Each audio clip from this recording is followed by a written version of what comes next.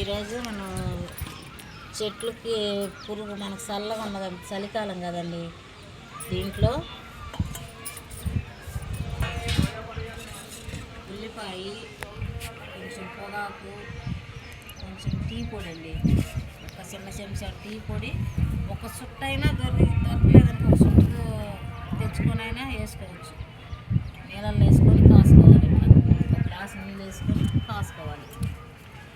కాసుకొని ఇట్లా వడపోసుకొని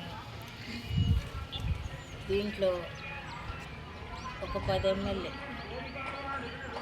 అంతేనండి అవి వేసుకోవాలి.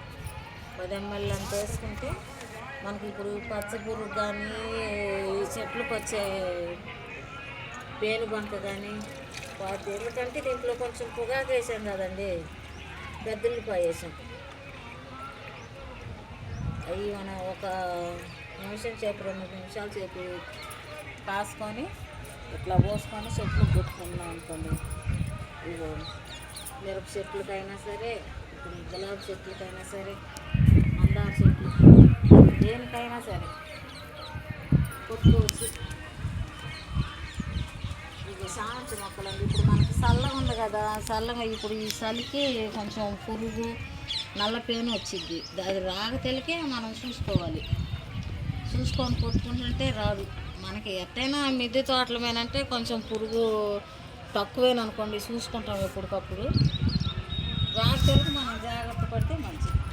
కొద్దిగా నల్ల పేను అవి రాకుండా అవుతాయి.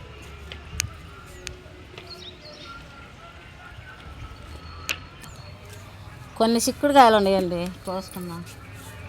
నేను ఎక్కువగా ఏవి వాడనండి, పురుగు మందులు కూడా. కొద్దిగా వేప నూనె ఇట్లా చేసుకొని ఎప్పుడన్నా వాడుకుంటాను. ఎప్పటికప్పుడు చూసుకుంటా. ఏమన్నా పురుగు వస్తుందంటే మనం అప్పుడప్పుడు వాడుకోవాలి, పురుగు రాకుండా ఉంటుంది.